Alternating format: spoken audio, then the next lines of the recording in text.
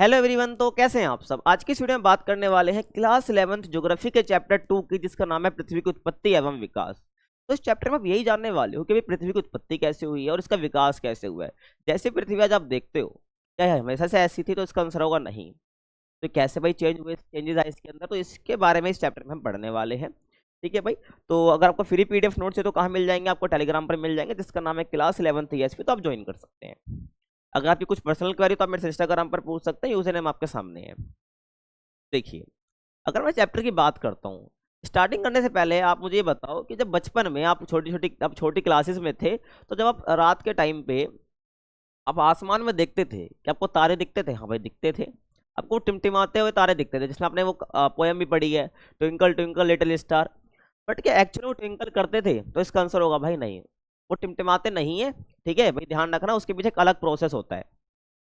अब आप छोड़िए, लेकिन हमारा मेन क्वेश्चन है जो तारे हैं।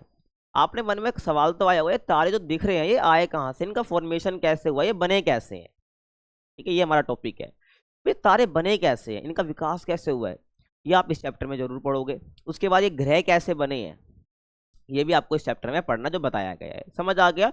अब देखिए, जब हम बात करते हैं ग्रह की उत्पत्ति की और हम बात करते हैं भाई ब्रह्मांड की उत्पत्ति कैसे हुई है, ब्रह्मांड यानी कि पूरा यूनिवर्स है, ठीक है, जिसके अंदर बहुत सारी गैलेक्सीज हैं।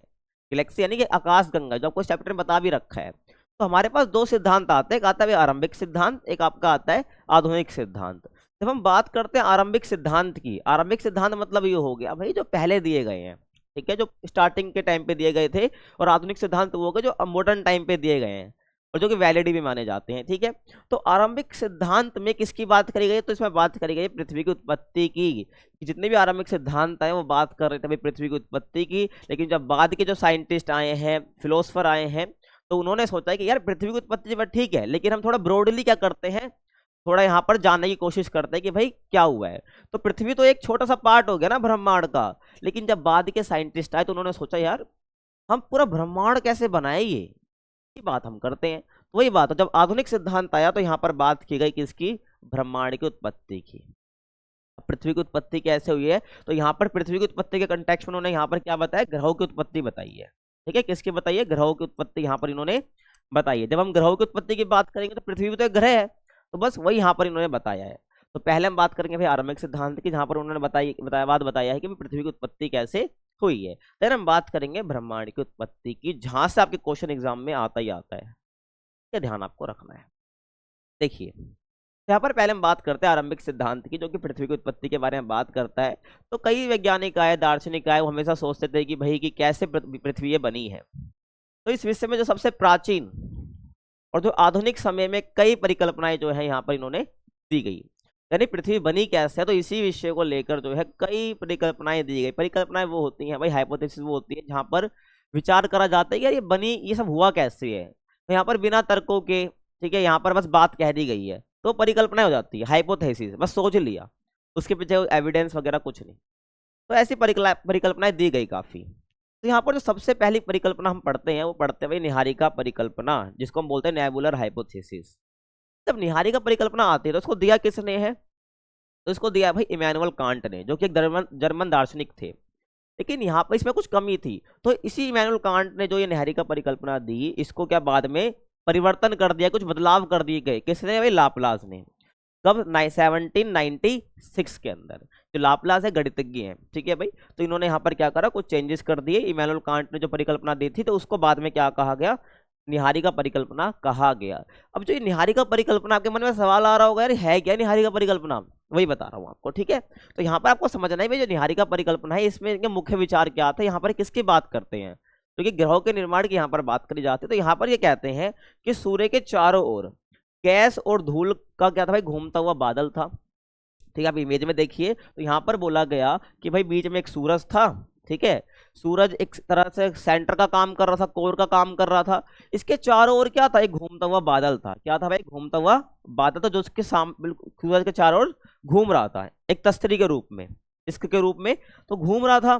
तो इस, और ये बना किससे था भाई? धूलकण से। ये बना किससे था? धूलकण से और आपका गैसों से। ये जो बादल बना था धूलकण और गैसों से बना हुआ था, जो कि निहारिका परिकल्पना कहते हैं। और सूरज का चक्कर ये लगा रहा था।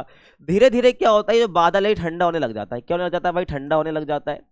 और जब ठंडा होगा तो आपको पता होगा एक चीज होती है गर्म, एक होती है ठंडी चीज। तो जो गर्म चीज होती है वो सघन कम होती है। क्या होती है? सघन कम होती है। सघन होने का मतलब है उसके पार्टिकल्स, जब गर्म चीज की बात कर रहा हूं मैं, तो उसके पार्टिकल्स जो कण है वो बहुत दूर दूर होते हैं, सीधी सी बात है। लेकिन जब वो चीज ठंडी हो जाती है ना, उसके पार्टिकल्स थोड़े पास पास आ जाते हैं। तो वही बात मैं कह रहा हूं, जब ये ठंडा हो गया तो ये बादल जो था ना, क्या हो गया, ये सघन हो गया। क्या हो गया भाई? ये सघन आपका हो गया, और इसी से क्या बन गए आपके? ये ग्रह बन गए। ऐसा कहा गया निहारिका परिकल्पना में, और यही बोल दिया गया है भाई धीरे धीरे ठंडा हुआ ये बादल और सघन हुआ, इसी से ग्रह बने, और इसमें पृथ्वी भी शामिल है। ठीक है, बट ये आधा अधूरा ज्ञान है, ध्यान रखना भाई। ग्रह बने, ये आपको जो है ग्रह बने कैसे, आपका ये सेपरेट टॉपिक है आगे। अगर आप बस आपको इतना समझना है भाई निहारिका परिकल्पना में क्या क्या कहा गया है। ठीक है भाई, मैंने बता दी जो आपको कहा गया और समझा भी दिया है, लेकिन एक्चुअल में बने कैसे प्लैनेट, वो आगे आपका टॉपिक भी दे रखा है, उसकी बात हम करने वाले हैं। ठीक है, तो यहाँ पर भाई बाद में चेंजेस करेगा, जिसको हम बोलते हैं संशोधित निहारिका परिकल्पना। तो यहाँ पर ये बताते हैं कि जो निहारिका परिकल्पना है ना, यहाँ पर चेंजेस कुछ करे गए, जो कि किसमें? ओटो शिमिट ने करे, जो कि रूस के थे, और दूसरे कार्ल वाइजास्कर जो कि जर्मनी से थे। ठीक है भाई, तो देखो जो अपना इमैनुअल कांट था, उन्होंने अपने एक परिकल्पना दी जिसमें लाप्लास ने कुछ संशोधन करा। संशोधन मतलब होता है परिवर्तन करा, समझ आया भाई? तो उसको निहारिका परिकल्पना कहा गया। उसके बाद भाई बाद में निहारिका परिकल्पना में, जो कि 1950 के अंदर क्या करा गया? परिवर्तन कर दिए गए। किसने करे? ओटो शिमिट और कार्ल वाइजास्कर ने। तो इसकी बात हम कर लेते हैं। देखो अब यहाँ पर क्या कहते हैं, ये दोनों यहाँ पर क्या कहते हैं, देखो कि इन्होंने बोला कि भाई सूर्य के चारों ओर एक सौर निहारिका थी। क्या थी भाई? सौर निहारिका। और यहाँ पर ये बताते जो सौर निहारिका है, इसमें मेनली कौन सी थी? हाइड्रोजन और हीलियम गैस थी। तो यहाँ पर यही बताते, देखो यहाँ पर इन्होंने यही बोला, जो सूर्य है ना, सूर्य बीच में सन है अपना, और इसके चारों ओर जो ये बादल है ना, ये बना किससे है? इसमें मेनली कौन सी गैस है आपकी? हाइड्रोजन और हीलियम है। क्या है भाई? हाइड्रोजन और हीलियम है, समझ आ गया? और इसको क्या नाम दे रहे हैं भाई? सौर निहारिका दे रहे हैं ये। आगे चले, और यहाँ पर बोला साथ में धूलकण भी हैं, और कणों के टकराव और घर्षण से चपटी तस्तरी की आकृति का बादल यहाँ पर बनता है, और जो ग्रह वो अभिवृद्धि से बने हैं। ठीक है, आप मेरी बात सुनो, देखो ठीक है, आप इमेज में आ जाओ। देखो यहाँ पर उन्होंने बोला सूरज है, ठीक है, जो ये आप देख रहे हो इसको बोला सौर निहारिका। ठीक है, सौर निहारिका का मतलब यहाँ पर हो गया, इसके अंदर आपके क्या है भाई? एक तो हाइड्रोजन गैस है, एक आपकी हीलियम गैस है, और उसके बाद यहाँ पर उन्होंने बोला यहाँ पर और धूलकण भी है। ठीक है, यहाँ पर क्या है? धूलकण भी है। और जब यहाँ पर उन्होंने धूलकण की बात करी, तो यहाँ पर इन्होंने बोला धीरे धीरे जब ये सघन हो गया ना भाई ठंडा होकर, तो यहाँ पर उन्होंने बोला कि भाई ये धूलकण है ना आपस में, ये अभिवृद्धि हुई। अभिवृद्धि मतलब होता है आपस में चिपकना। अभिवृद्धि की प्रक्रिया क्या होती है? आपस में चिपकना। तो यही बोला, तो ये ग्रह बने किससे? अभिवृद्धि की प्रक्रिया से। और ये हुआ कैसे? तो जो छोटे कण है वो आपस में जुड़ते चले गए। जो धूल कण थे सूरज के चारों ओर, धीरे धीरे ये भाई क्या हो गया? आपस में सघन होते चले गए, और जो छोटे छोटे कण है ये आपस में जुड़ते चले गए, और जुड़ने से क्या हो गया? ये आपका जो है ग्रह बन गया। ठीक है भाई, देखो दिखा रहा ना ये एरो, आपको दिख रहा होगा। तो छोटे छोटे जो कण आपको दिख रहे हैं धूल कण के, ये आपस में क्या हुआ भाई? चिपके, जिसको हम अभिवृद्धि की प्रक्रिया कहते हैं। और फिर क्या हुआ? अपना ये ग्रह यहाँ पर बन गया इकट्ठा होकर। ठीक है, ये आरंभिक सिद्धांत जो है स्टार्टिंग के दिए गए हैं। तो यहाँ पर वही बोला कि छोटे कण आपस में जुड़ते गए, जिससे क्या बने भाई? बड़े पिंड बने, और बड़े पिंड से जब बड़े पिंड जब आपस में जुड़े, तो इससे अपने क्या बने भाई? ग्रह बने। समझ आ रहा है? आगे चलो, अब यहाँ पर हम बात करेंगे आधुनिक सिद्धांत की। तो जो ब्रह्मांड है इसकी उत्पत्ति कैसे हुई है, तो यहाँ पर आपको इतना बता रखा आपकी एनसीईआरटी में कि भाई जो अपना ये ग्रह है वो कैसे बने हैं। यहाँ पर निहारिका परिकल्पना है, फिर उसमें कुछ चेंजेस करेगा, वो मैंने आपको बता दिया। समझ आया? अब यहाँ पर जो है जब साइंटिस्ट को लगा नहीं यार अब थोड़ा बड़ा करते हैं, बड़ा करने का मतलब यहाँ पर सब थोड़ा ब्रॉडली वे में क्या करते हैं, हम थोड़ा सोचने की कोशिश करते हैं। तो यहाँ पर उन्होंने बात करी ब्रह्मांड की उत्पत्ति की, भाई पूरा ब्रह्मांड कैसे बना, जिसके अंदर काफी ग्रह हैं।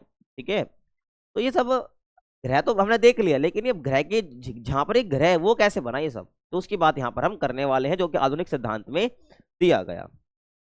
देखिए, तो जो बिग बैंग सिद्धांत कहते हैं, जो अपना आधुनिक सिद्धांत है, वो किस नाम से फेमस है? इसको हम बोलते हैं बिग बैंग सिद्धांत, जिसको विस्तारित ब्रह्मांड परिकल्पना भी कहा जाता है। अब ये विस्तारित ब्रह्मांड परिकल्पना क्यों कह रहे हैं वही बताने वाला हूँ, बस 2 मिनट आप ध्यान से सुनो जो मैं बता रहा हूँ। ठीक है, तो आपको जो बिग बैंग सिद्धांत है ना, आज के टाइम पे ये सबसे ज्यादा माने जाने वाला सिद्धांत है, जो कि बताता है यूनिवर्स कैसे बना है। आपका समझ आ रहा है?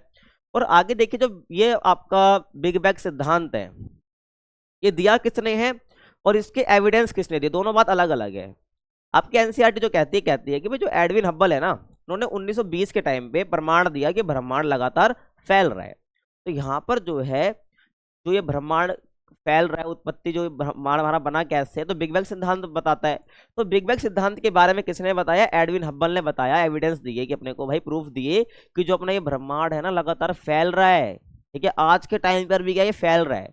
और ये जो अपना ब्रह्मांड है ये फैल रहा है, इसलिए इसको बोला जाता है विस्तारित ब्रह्मांड परिकल्पना, यानी कि जो ब्रह्मांड है ये जैसे जैसे टाइम बीत रहा है ये और फैलता जा रहा है, विस्तार इसका होते जा रहा है। विस्तार कैसे हो रहा है वो आपको आगे बता रहा हूं मैं अभी, ठीक है। अब इतना ध्यान रखना। अब देखो दिया ये एविडेंस तो एडविन हब्बल ने दी है, लेकिन एक्चुअल में जो ये बिग बैंग सिद्धांत है वो दिया किसने, वो दिया जॉर्ज लेमेत्रे ने। किसने दिया है भाई, जॉर्ज लेमेत्रे ने, ठीक है भाई, जॉर्ज लेमेत्रे ने दिया है, ठीक है, ध्यान रखना। किसने दिया है भाई, ये जॉर्ज लेमेत्रे ने दिया है, ठीक है, जॉर्ज लेमेत्रे, ठीक है। तो जॉर्ज लेमेत्रे ने बेसिकली क्या करा, बिग बैंग सिद्धांत को दिया है, बट इसके जो एविडेंस है वो किसने दिए हैं, एडविन हब्बल ने दिए हैं, ध्यान रखना।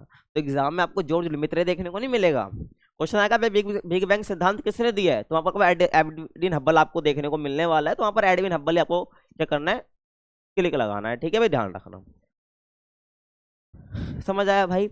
अब यहाँ पर जो है ना, इन्होंने बोल दिया कि भाई लगातार जो है, इन्होंने प्रमाण दे दिया, एविडेंस दे दिया, भाई ब्रह्मांड जो है लगातार फैल रहा है, इसका विस्तार हो रहा है, इसलिए इसको विस्तारित ब्रह्मांड परिकल्पना भी कहते हैं। तो यहाँ पर इन्होंने क्या बताया देखो, तो यहाँ पर उन्होंने बताया कि विस्तार का मतलब क्या है। तो एडविन हब्बल यहाँ पर क्या बोलते हैं कि जो विस्तार की मैं बात कर रहा हूँ, इस विस्तार का मतलब क्या है। तो यहाँ पर ये बोलते हैं विस्तार का मतलब है कि जो समय के साथ क्या हो रहा है, जो आकाश गंगाएं हैं जिनको इंग्लिश हम गैलेक्सीज बोलते हैं, वो एक दूसरे से दूर होती जा रही है, ठीक है।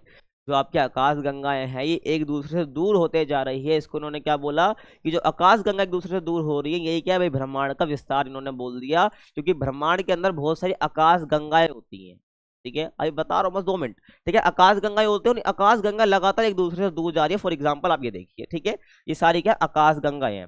और आकाश गंगा को दिखाने के लिए ज्योग्राफी में ऐसा सिंबल का यूज करा जाता है, ठीक है, जैसा आप देख भी रहे हो, ठीक है, ऐसा।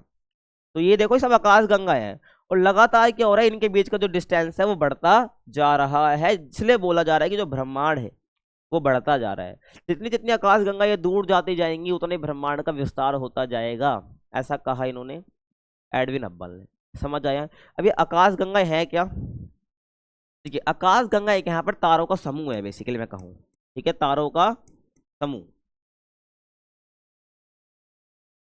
तो इन आकाश गंगों के अंदर क्या है, बहुत सारे तारे हैं, तारों का समूह है, ठीक है, तारों का गुच्छा आप कह सकते हो, तारों का समूह है। और आपको बता दो सूरज भी एक तारा है, सूरज भी क्या है, एक तारा है, आप ध्यान रखना, ठीक है। तो हर आकाश गंगा, अब देखो हम किस में रहते हैं, हमारी आकाश गंगा का नाम क्या है, मिल्की वे गैलेक्सी है। जो हम अपनी बात करें तो हमारी गैलेक्सी का नाम क्या है, मिल्की वे, क्या है, मिल्की वे गैलेक्सी है अपनी, ठीक है। तो हम मिल्की वे गैलेक्सी में रहते हैं। तो यहाँ पर हमारा देखो सन है, सब कुछ है ना। तो सोचो ब्रह्मांड में कितनी सारी आकाश गंगा है, और वहां पर भाई कौन सा ग्रह है, वहां पर कौन रहते हैं, अभी कुछ पता भी नहीं है। सोचो मिस्ट्री है भाई सारी, ध्यान रखना।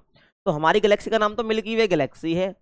तो गैलेक्सी का मतलब ही होता है असंख्य तारों का समूह, या असंख्य इन्फिनाइट, जिनको गिना ही नहीं जा सकता, असंख्य तारों का समूह है आकाश गंगा, ठीक है।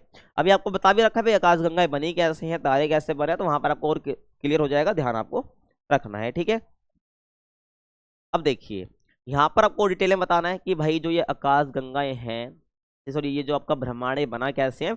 लेकिन आपके इस विस्तार को समझाने के लिए कि जो ब्रह्मांड की उत्पत्ति कैसे हुई है यहाँ पर बता रखा है कि यहाँ पर इसका विस्तार लगातार हो रहा है। तो इसके लिए आपके बुक में ना एक एक्सपेरिमेंट बता रखा है, बैलून वाला।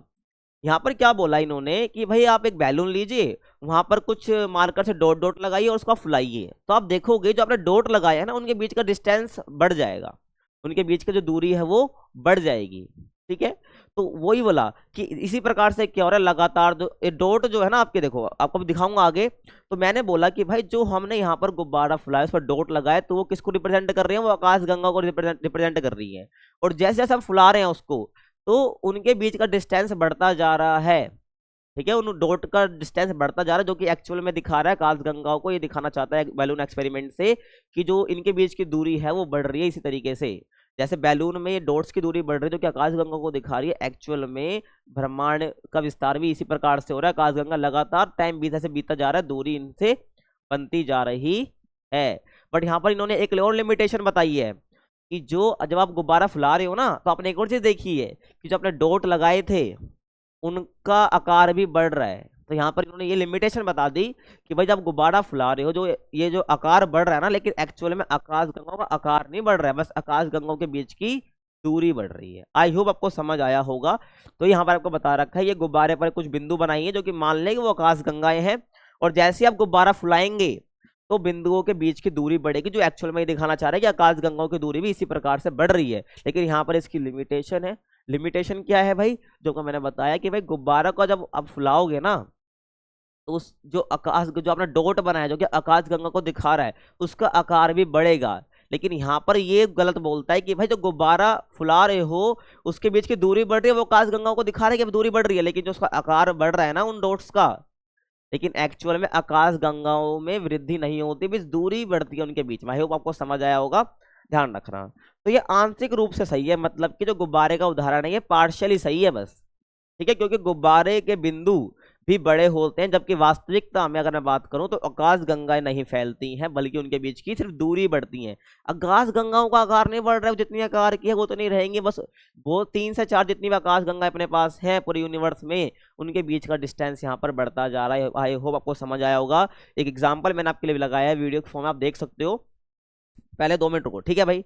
देखो, जो ये डॉट आप देख रहे हो ना, ये किसको रिप्रेजेंट कर रही है? आकाशगंगा को रिप्रेजेंट कर रही है, ठीक है। तो जैसे जैसे फूलता जाएगा तो इनके बीच की दूरी क्या है भाई? बढ़ते जाएगी, और एक्चुअल में इनका आकार भी बढ़ेगा। तो यहाँ पर यही लिमिटेशन बोला है भाई एक्चुअल में जो आकाशगंगाएं हैं, एक्चुअल में जो आकाशगंगाएं हैं, ठीक है, उनका आकार नहीं बढ़ रहा है, ठीक है। बाकी आपको ध्यान रखना है। तो आप वीडियो देख सकते हो, धीरे धीरे देखो, जब ये गुब्बारा फूलेगा तो इनके बीच की दूरी बढ़ रही है और इनका आकार भी बढ़ रहा है। समझ आ गया? देखो यहाँ पर और बड़ा कर दिया गुब्बारा, तो इनके बीच का जो डिस्टेंस है वो भी बढ़ता जा रहा है, ठीक है ना। तो यही दिखा रहा है कि भाई आकाशगंगाओं के बीच की दूरी किस प्रकार से बढ़ रही है। अब यहाँ पर जो बिग बैंग सिद्धांत है, जो बिग बैंग सिद्धांत आपका है, ये किस प्रकार से बताता है कि जो अपनी अवस्थाएं हैं, मतलब इसकी 3 से 4 अवस्थाएं आपको बता रखी है, किस प्रकार से जो ब्रह्मांड है इसकी उत्पत्ति हुई है। तो यहाँ पर देखो, तो जो प्रारंभिक अवस्था यहाँ पर क्या बताती है? तो प्रारंभिक अवस्था ये बताती है कि जो इतना ये पदार्थ था ना हमारे यूनिवर्स में, ये बना कैसे। यहाँ पर ये बताया कि एक पदार्थ था, मतलब जितना भी पदार्थ था एक छोटे गोलक में क्या था, सारा मिला हुआ था, ठीक है, आप समझ सकते हो। इन्होंने बोला कि जो हमारा ब्रह्मांड है वो बना क्या है, इसकी स्टार्टिंग स्टेज क्या थी, कि जितना भी पदार्थ प्रेजेंट था जहाँ पर भी, ठीक है ना, उसमें वो एक छोटे गोलक के रूप में था। क्या था? एक छोटे गोलक के रूप में था, वो छोटे से गोलक के रूप में था। इसके अंदर क्या था भाई? इसका आकार अत्यधिक छोटा था, यानी सूक्ष्म था, आकार बहुत छोटा, और इसका जो तापमान था वो अनंत था, इन्फानाइट था, यानी तापमान बहुत ज्यादा था, आप सोच भी नहीं सकते। और घनत्व यानी कि डेंसिटी भी बहुत ज्यादा थी। और इसी वजह से क्या हुआ, इसके अंदर जो एनर्जी थी ना भाई, इस छोटे गोलक में, इस छोटे गोलक में इतनी एनर्जी थी जिसको आप सोच भी नहीं सकते, इतनी ऊर्जा इसके अंदर थी, ठीक है, क्योंकि तापमान इसका बहुत ज्यादा था और इसकी डेंसिटी यानी कि घनत्व बहुत ज्यादा था, ठीक है। अगर आपको घनत्व का मतलब भी नहीं पता तो मैं बता देता हूँ। देखो, अगर मैं पर्टिकुलर इस चीज की बात कर रहा हूँ, ठीक है, अब देखो ये मान लो ये ठोस है, ठोस आप समझ सकते हो भाई, कि चेयर वगैरह हो गई, सब कुछ हो गया, तो जो चेयर वगैरह उसकी डेंसिटी ज्यादा होगी। क्यों होगी? क्योंकि जो उसके कण है ये बहुत पास पास होते हैं। समझ आ गया? तो इसमें बहुत पास पास होगा, लेकिन भाई पानी की बात आप करोगे, जब आप पानी की बात करोगे तो उसके कण बहुत दूर दूर होते हैं। तो इस कंटेक्स्ट में इसकी डेंसिटी ज्यादा है, इसकी थोड़ी कम है। तो वही मैं कहना चाह रहा हूँ, तो ये आपका छोटा गोलक है, इसका घनत्व बहुत ज्यादा है। मत कहने का मतलब है जितना भी पदार्थ जिससे आज हमारा जो आप आज यूनिवर्स आप देखते हो उसके अंदर बहुत सारी आकाश गंगाएं हैं, ठीक है, आप ग्रह वगैरह जो भी देखते हो, जितने जिस पदार्थ से बने हैं वो सारा पहले वो एक छोटे गोलक में था, जिसको हम बोलते हैं एकाकी परमाणु, ठीक है, एकाकी परमाणु उसको हम बोलते हैं। अब इसमें क्या होता है? विस्फोट होता है। क्या होता है भाई? विस्फोट होता है, जो कि हमारी दूसरी अवस्था है। और जो विस्फोट हुआ ना, ठीक है, ये लगभग 13.7 अरब वर्ष पहले हुआ है। छोटे गोलक में क्या हुआ? धमाका होता है, विस्फोट होता है, एक्सप्लोजन होता है 13.7 अरब वर्ष पहले। अब इसका परिणाम क्या हुआ, जब विस्फोट हुआ हमें देखने को मिला कि जो ब्रह्मांड का तीव्र विस्तार हुआ, ठीक है, जैसे ही विस्फोट हुआ इस ब्रह्मांड का क्या हुआ, तीव्र यानी बहुत तेजी से विस्तार हुआ और आज भी ब्रह्मांड फैल रहा है। देखिए इस छोटे गोलक में क्या हुआ, विस्फोट हुआ। बोलोगे विस्फोट क्यों हुआ भाई, क्योंकि इसके अंदर तापमान बहुत ज्यादा था, तापमान बहुत ज्यादा था, इसकी डेंसिटी यानी घनत्व बहुत ज्यादा था, ठीक है, और इसके अंदर ऊर्जा बहुत ज्यादा थी, और इसमें क्या हो गया, इसमें एक्सप्लोजन यानी कि विस्फोट देखने को मिला, और जब विस्फोट हुआ ये सारा पदार्थ हमारा क्या निकला, बाहर निकल गया। जो छोटे गोलक में पदार्थ था वो सारा बाहर निकला। अब इस पदार्थ में बहुत सारी ऊर्जा थी, इस पदार्थ में क्या थी, बहुत सारी ऊर्जा थी, ठीक है, पदार्थ थे, ये सब आपके बाहर निकले, ये सब आपके क्या निकले भाई, बाहर निकले। और इसी से क्या हो गया आपकी, देखो आकाश गंगा यहाँ पर ये बनने लग गई, ठीक है, जो दिखाया ना मैंने, ये आकाश गंगा आपकी हो गई। और धीरे धीरे क्या हुआ, ये आकाश गंगाओं के बीच की दूरी आपकी बढ़ने लग गई, ठीक है, इनके बीच की दूरी बढ़ने लग गई, जिससे जो ब्रह्मांड का लगातार क्या हो रहा है, विस्तार आपका हो रहा है। और यहाँ पर बस एक चीज आप ध्यान क्या रखना कि जो ये ऊर्जा और पदार्थ है ना, ये आप मत सोचना कि यहाँ पर ये बराबर मात्रा में डिस्ट्रीब्यूट हुए हैं। ये जो आकाश गंगा आपको बनते दिख रही है, इनके बीच की दूरी बढ़ती जा रही है, तो यहाँ पर जो ऊर्जा और जो पदार्थ है ना, ये असमान रूप से वितरित हुए हमारे पूरे ब्रह्मांड के अंदर, जिससे बना है ये। और यही आगे जाके तारों का निर्माण में सहायक होते हैं, इसमें तारों के निर्माण में, ठीक है भाई, ध्यान आपको रखना है। जो इतने भी ऊर्जा पदार्थ यहाँ इस छोटे गोलक से निकला है, इस ये बिल्कुल असमान रूप से क्या निकला है, इक्वली नहीं निकला है, ध्यान रखना। इसी वजह से आपको जो कि तारे वगैरह उनका निर्माण हुआ, जो कि बताऊंगा आपको आगे, आपको ध्यान रखना है, बस कनेक्ट करते आपको चलना जो बता रहा हूँ। अब विस्फोट के बाद क्या हुआ, सेकंडों में तीव्र गति से विस्तार हुआ, कुछ सेकंड के अंदर अंदर बहुत तेजी से विस्तार हुआ, बाद में जो विस्तार की गति है वो धीमी हो गई, ठीक है, बाद में जो विस्तार की गति है वो धीमी हो गई, लेकिन जब जैसे विस्फोट हो कुछ सेकंड के अंदर अंदर क्या हुआ, बहुत तेजी से विस्तार हमको देखने को मिलता है। पहले 3 मिनट में पहला परमाणु बना है, जो पहला 3 मिनट है ना, फर्स्ट 3 मिनट्स में आपको पहला परमाणु देखने को मिला है, ध्यान रखना। जब विस्फोट हुआ पहले 3 मिनट में आपको क्या देखने को मिलता है, एक परमाणु देखने को मिलता है, जिससे बाद में जो है आपके बाकी सारी चीजें आपकी बनती हैं, ठीक है। आगे देखिए, और लाखों वर्षों के भीतर क्या होता है, लाखों वर्षों के भीतर जो तापमान है वो घटकर 4500 केल्विन हो जाता है। केल्विन आपकी जो है टेम्परेचर को दिखाने की क्या है कि आप डिग्री कह सकते हो, ठीक है, तो तापमान घटकर 4500 केल्विन तक हो गया, और परमाणुीय पदार्थ बने, जिससे हमारा जो आज यूनिवर्स आप देखते हो वो परमाणुीय पदार्थ से ही बना है, ठीक है। और ब्रह्मांड क्या हो गया आपका, पारदर्शी हो गया, क्योंकि जो ब्रह्मांड पहले था ना वो पारदर्शी नहीं था। क्यों, देखो मान लो ये हमारा यूनिवर्स है, हमारा ब्रह्मांड है, तो इसके अंदर पहले क्या था ना, आपके जो पार्टिकल्स हैं वैसे फैले पड़े हैं कुछ टाइम तक, ठीक है, जब आपका परमाणु पदार्थ नहीं बने थे, ठीक है, परमाणु पदार्थ आपके नहीं बने थे, तो ये फैला हुआ था, जिससे जो लाइट है ना वो लाइट यहाँ से पास कर ही नहीं पाती थी। अगर यहाँ पर कुछ लाइट पास भी करती थी तो यहाँ से वो वापस आ जाती थी, ठीक है, मतलब कि स्कैटर हो जाती थी, वो कभी भी जा ही नहीं पाती थी, ठीक है, और हम ब्रह्मांड को देख भी नहीं पाते थे। तो वही बात है, तो यहाँ पर ब्रह्मांड पारदर्शी होने का मतलब ये है कि जो ब्रह्मांड है उसमें से जो लाइट है वो इजीली पास होने लगी बिना कोई रुकावट के, ठीक है, इससे जो और ब्रह्मांड क्या हो गया, विजिबल हो गया।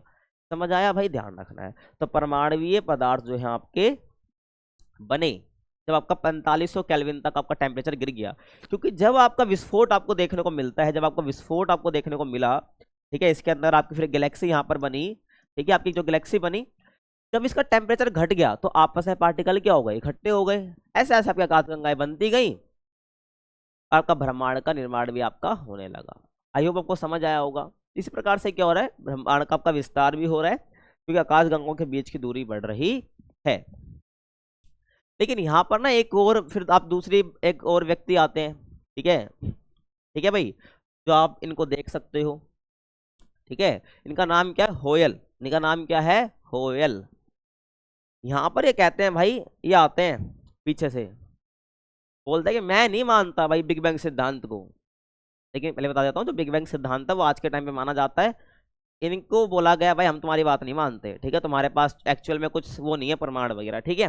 लेकिन ये आते हैं काउंटर करने के लिए एडविन हब्बल को, बोलते हैं मैं नहीं मानता तुम्हारी इस चीज को, ठीक है, तुम गलत बता रहे हो, वही बात है। तो यहाँ अब इन्होंने ऐसा क्या बोल दिया, देखो यहाँ इन्होंने बोला कि ब्रह्मांड हमेशा से एक जैसा है, था, जो ब्रह्मांड है हमेशा से एक जैसा था, जैसा यहाँ पर बोला कि भाई आकाश गंगाओं के बीच की दूरी बढ़ रही है, ठीक है, आज भी बढ़ रही है, तो होयल कहते हैं भाई मैं नहीं मानता इसको, ब्रह्मांड पहले भी जैसा था आज भी वैसा ही है, बस यहाँ पर ये बोलते हैं। लेकिन उनके अनेक प्रमाण मिलने पर वैज्ञानिक समुदाय ने बिग बैंग सिद्धांत को ही स्वीकार करा, क्योंकि एडविन हबल ने काफी प्रमाण दिए इसके, ठीक है, लेकिन होयल कुछ प्रमाण दे नहीं पाए, ध्यान रखना, तो इसलिए इनको नकार दिया जाता है। समझ आ रहा है? आगे चलते हैं। एक बार ब्रह्मांड की उत्पत्ति कैसे हुई है थोड़ा आप विजुअलाइज कर लीजिए, ठीक है, मैं आपको वीडियो पीछे दिखा देता हूँ। बस आपको समझना है कि विस्फोट होने के बाद आपको जो है जो मटेरियल बाहर निकला उसी से आपका जो है आपका ब्रह्मांड बना है, ठीक है। देखिए ये आप देख सकते हो छोटा गोलक है ये, ठीक है ना, देखो ये छोटा गोलक है, इसके अंदर क्या होगा, विस्फोट होगा। अभी ये हो गया, विस्फोट दिखा रहा है आपको, ध्यान रखना। ये जो ये आपको दिख रहा है ये छोटा, दोबारा देखो, ठीक है, दोबारा देखो आप, 30.7 बिलियन ईयर्स एगो, ठीक है, ये स्पेलिंग को आप मत देखो, ठीक है ना, ध्यान रखना है। तो यहाँ पर एक छोटा गोलक है जिसमें विस्फोट होता है, ठीक है, तो ये आपको ये गोलक ही दिखा रहा है, ठीक है, ये गोलक हुआ, अब इसके अंदर से एकदम से क्या होगा, विस्फोट होगा, ये हो गया, ठीक है, ध्यान रखना है आपको। और इसी से क्या अलग अलग मटेरियल बाहर निकले जिससे जो है आपका पूरा यूनिवर्स बन रहा है और आज भी फैल रहा है। समझ आ रहा है? आगे चलो, तब हम बात करते हैं तारों का निर्माण कैसे हुआ है। जो तारे हैं ये बने कैसे हैं, जो आप तारे देखते हो आज टिमटिमाते हुए, इनका निर्माण कैसे हुआ। देखो अगर मैं बात करता हूं तारों के निर्माण की, तो प्रारंभिक स्थिति क्या थी। देखो जब प्रारंभिक ब्रह्मांड में ऊर्जा और पदार्थ का वितरण समान नहीं था, वही मैंने आपको बताया कि जब आपका ब्रह्मांड बना तो स्टार्टिंग फेज में जो ऊर्जा है और जो पदार्थ हैं जो छोटे गोलक से निकले थे वो क्या थे भाई, उनका वितरण समान नहीं था हमारे ब्रह्मांड के अंदर। और इसी असमानता के कारण क्या होता है, इसी असमानता के कारण क्या होता है, गुरुत्वाकर्षण बलों में अंतर आया, ठीक है, और पदार्थ एकत्रित होने लग गया। अब ध्यान रखना एक चीज आपने अगर छोटी क्लासेस में पढ़ी है कि जितने भी पदार्थ है, कहीं कहीं पर भी कितने ही पदार्थ है, उनका क्या होता है, ग्रेविटेशनल फोर्स होता है, यानी गुरुत्वाकर्षण बल होता है। अब गुरुत्वाकर्षण बल होता है ना, वो क्या करते हैं, एक दूसरे को अट्रैक्ट करते हैं, ठीक है। अब ये पेन है, अब ये पेन है, देखो इसका भी, ये भी पदार्थ है और मेरा भी कुछ, मैं भी पदार्थ एक तरह से, क्योंकि हमारा शरीर पदार्थों से ही बना है, ध्यान रखना। तो ये है ना, तो हम एक दूसरे को अट्रैक्ट क्यों नहीं कर रहा, आपको मैंने मानना चाहिए, क्योंकि इसका भी एक कुछ मास है, ठीक है। हर पदार्थ का कुछ ना कुछ द्रव्यमान होता है और उसके पास एक ग्रेविटेशनल फोर्स यानी गुरुत्वाकर्षण बल वो लगा रहा होता है। और गुरुत्वाकर्षण बल क्या करते हैं, वो ऐसा बल होता है जो कि एक दूसरे को अट्रैक्ट करता है, ठीक है, ध्यान रखना है। अब बोलोगे भाई पेन भी पेन मैंने पकड़ रखा है और मैं खड़ा हूँ ना, मैं पेन को अट्रैक्ट कर पा रहा हूँ ना पेन मुझे अट्रैक्ट कर पा रहा है गुरुत्वाकर्षण बल के कारण, क्योंकि हम पृथ्वी पर है भाई, पृथ्वी का गुरुत्वाकर्षण बल हमसे ज्यादा है, पृथ्वी का गुरुत्वाकर्षण बल हमसे ज्यादा है, इसलिए जो है हम जो है, मैं ना पेन को मैं आकर्षित कर पा रहा हूँ ना पेन मुझे कर पा रहा है, ठीक है, क्योंकि भाई पृथ्वी का गुरुत्वाकर्षण बल हमसे ज्यादा है, ठीक है। जब इसको छोड़ते ही जो है ये पेन नीचे गिरेगा और मैं तो नीचे हुई, हवा में थोड़ी उड़ रहा हूँ, ध्यान आपको रखना है। तो वही बात है, जब ब्रह्मांड बना तो पदार्थ ऊर्जा का वितरण असमान था, और जब वितरण असमान है तो किसी पदार्थ का गुरुत्वाकर्षण बल ज्यादा होगा, ठीक है, किसी पदार्थ का, इस मान लो छोटा सा पदार्थ है, ये कुछ बड़ा पदार्थ है, ठीक है, तो इसका गुरुत्वाकर्षण बल ज्यादा होगा, ठीक है, इसका थोड़ा गुरुत्वाकर्षण बल ज्यादा होगा, इसका थोड़ा कम होगा, सीधी सी बात है। तो ये जो है इसकी तरफ खिंचता चला जाएगा, ये क्या है, इसकी तरफ, ये जो वाला पदार्थ है ये पदार्थ इसकी तरफ खिंचता चला जाएगा। समझ आ गया? ये इसी वजह से, क्यों वितरण जब असमान है, डिस्ट्रीब्यूशन असमान है, तो हुआ क्या, गुरुत्वाकर्षण बल में अंतर आया, डिफरेंस आया। जब गुरुत्वाकर्षण बल में अंतर आएगा तो सारे पदार्थ क्या होंगे, आपस में एकत्रित होंगे, इसलिए क्या पदार्थ का में एकत्रण देखने को मिलता है।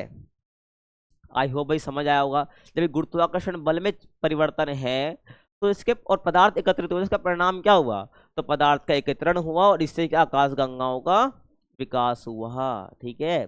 तो बहुत सारे, जब आपका जो छोटा गोलक से जब विस्फोट देखने को मिलता है, जो ऊर्जा पदार्थ आपके वितरण थे वो असमान था, ठीक है, कोई छोटा पदार्थ कोई बड़ा पदार्थ, बड़े पदार्थ का गुरुत्वाकर्षण बल ज्यादा होगा, छोटे कम होगा, तो ऐसे वो आपस में जुड़ते चले गए, पदार्थ का एकत्रण हो गया और इस हिसाब की क्या बनी, आकाश गंगाएं बनी। समझ आ गया भाई?